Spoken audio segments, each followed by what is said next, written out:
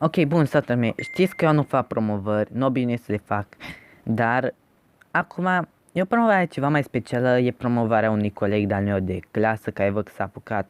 Mai de nu știu care e canalul, dar văd că de acum s-a apucat să posteze mai serios. Deci, momentan văd că are o serie de Assassin's Creed și Minecraft 1v1.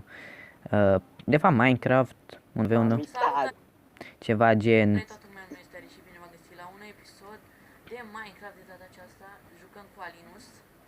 E un coleg foarte bun, are 2 abonați și va juca, hai să măcar să-l ducem și pe la 20 de abonați dacă reușim.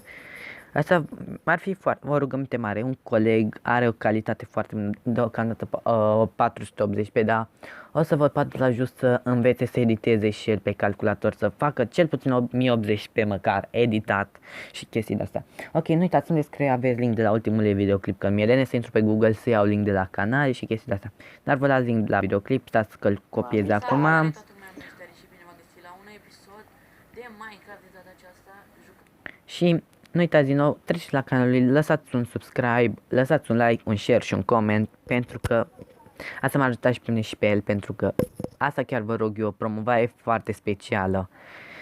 Ok, eu am fost Al Dark, vă salut la următorul episod.